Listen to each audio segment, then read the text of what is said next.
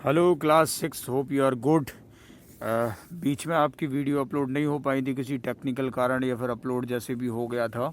ठीक है, आज हम वन बाय वन आपका वीडियोस फिर से अब रेगुलर अपलोड होते रहेंगे। ठीक है, अब हम स्टार्ट करने वाले हैं एक नया चैप्टर जो कि इम्पॉर्टेंट है, एग्ज़ाम के पॉइंट ऑफ व्यू से भी इम्पॉर्टेंट है, मोशंस ऑफ द अर्थ हमारी अंडरस्टैंडिंग के लिए भी इम्पॉर्टेंट है, क्योंकि हमें ये तो जानना ही है। जियोग्राफी की यदि बात करें तो रोटेशन होता ही है, अर्थ घूमता है। ठीक है, कैसे मतलब सन और अर्थ कैसे घूमते हैं फिक्स्ड स्पॉट पे, ऑर्बिट जो रिवॉल्यूशन होता है।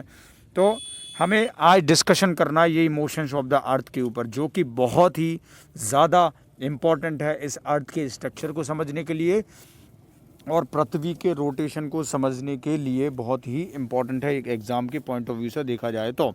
ठीक है, as you know that the earth has two types of motions. आपको पता होगा कि अर्थ के दो टाइप के मोशन होते हैं, एक रोटेशन हो गया, एक रिवॉल्यूशन हो गया। कौन कौन से हो गया?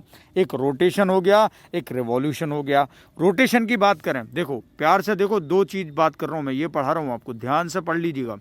ठीक है, motions of the earth chapter का नाम है। ठीक है, आपको पता है कि each like earth has two types of motion, namely rotation and revolution. Rotation is the movement of the earth on its axis. Rotation जो है अर्थ का मूवमेंट है उसके एक्सिस से। The movement of the earth around the sun in a fixed path और orbit is called revolution. ठीक है, the movement of the earth around the sun in a fixed path और orbit is called revolution. ठीक है, revolution क्या हो गया? Movement of the earth around the sun in a fixed path or orbit is called revolution. The axis of the earth, which is an imaginary line, makes an angle of 66 degree with its orbit plan. The plan formed by the orbit is known as the orbital plan. The earth receives light from the sun due to the spherical shape of the earth. Only half of it gets light spherical from the sun at the time. The portion facing the sun experiences day while the other half away from the sun experiences night. The circle that divides the day from the night on the globe is called the circle of illumination. ठीक है, circle of illumination किसे कहते हैं? सबसे पहले इस चीज़ को समझ लो। देखो इस पॉइंट को समझा दे रहा हूँ, इसको थोड़ा सा साइज जो है और छोटा कर देता हूँ। ठीक है, हाँ इस बात को समझो, सर्विस ऑफ इल्यूमिनेशन क्या होता है। ठीक है,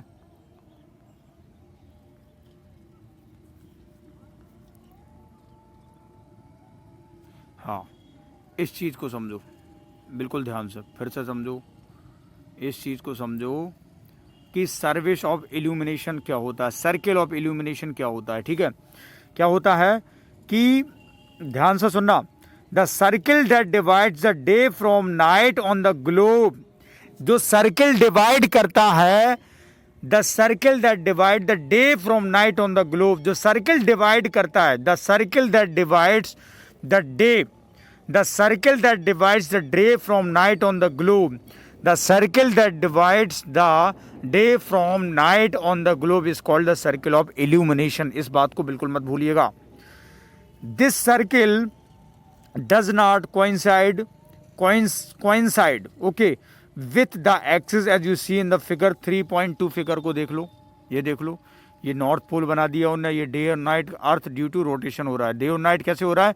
अर्थ के रोटेशन। ये नॉर्थ पोल हो गया, ये साउथ पोल हो गया। ठीक है, ये इसमें दूसरा फिगर बताया, वो मैं बता दूंगा आपको। तो this circle does not coincide with the axis as in the figure 3.2। The earth takes about 24 hour to complete one rotation. Earth जो है, पृथ्वी जो है 24 घंटे लेती है एक रोटेशन को कंप्लीट करने में। The earth takes about 24 hour to complete one rotation around its axis. अपनी धुरी से 24 घंटा लेती है एक एक्सिस को कंप्लीट करने में। अर्थ की बात की जा रही है, ध्यान से सुनिएगा। सबसे पहली बात मैंने आपको बताई सर्किल ऑफ इल्यूमिनेशन क्या होता है। दूसरी बात आपको बताई कि 24 घंटे पृथ्वी लेती है अपने एक्सिस को कंप्लीट करने में। ठीक है, ये बात तो हो गई कंप्लीट। अब बात होती है the period of rotation is known as the earth day. The period of rotation is known as the earth day.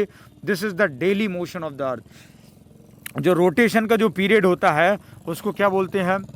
Earth day. The period of rotation is known as the earth day. This is the daily motion of the earth. ठीक है, अब बात करेंगे What would happen if the earth did not rotate? The portion of the earth facing the sun would always experience day. अब कभी जिंदगी में कभी सोचा है कि कभी मान के चलो अर्थ रोटेट ना हो तो प्रॉब्लम क्या हो सकती है? What would happen if the earth did not rotate? The portion of the earth facing the sun would always experience day, thus bringing continuous warmth to this region. The other half would remain in darkness and be freezing cold all the time. Life would be not have been possible in such extreme condition. यदि earth rotate नहीं करेगा तो life की जो condition हो जाएगी, जो possibility हो जाएगी, वो खत्म हो जाएगी भैया, ध्यान रखना. What would happen if the earth did not rotate? The portion of the earth facing the sun would always experience day, thus bringing continuous warmth to the region. The other half would remain in darkness and be freezing cold all the time. Life would not have been possible in such extreme condition. The second motion of the earth around the sun in its orbit is called revolution.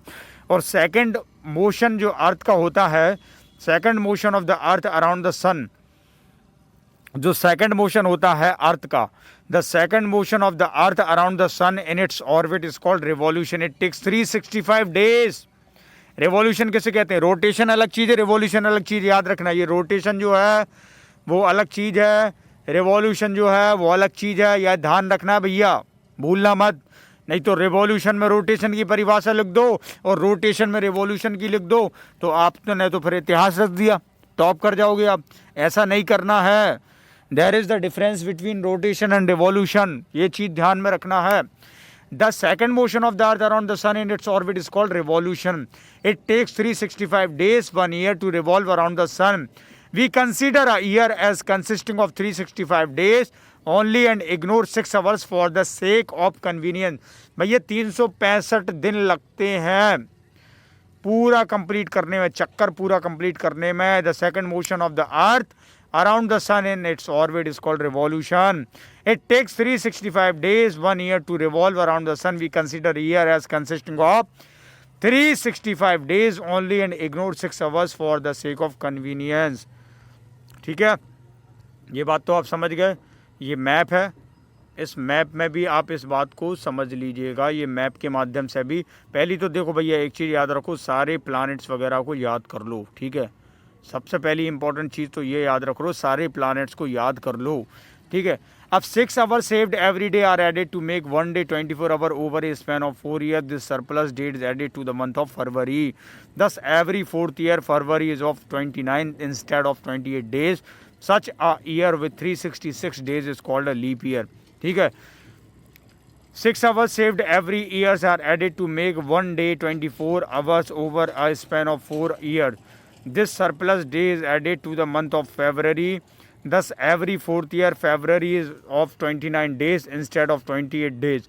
देखो कई बार क्या होता है, leap year होता है. अब आपको ये भी समझना है कि लीप ईयर और नॉर्मल ईयर में क्या डिफरेंस है. भैया लीप ईयर जब होता है ना तो 29 डेज होते हैं और नॉर्मल ईयर जब होता है ना तो 28 डेज होते हैं. जो 1 डे एक्स्ट्रा हो जाता है उस 1 डे में 366 डे होते हैं.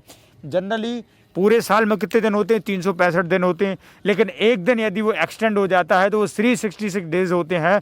वो 366 डेज में एक डे जो एक्स्ट्रा हुआ उस एक दिन को कहते हैं लीप ईयर. ये जानना बहुत ज़रूरी है भैया. ठीक है, याद रखना. 6 hours saved every year are added to make one day 24 hours over a span of 4 years.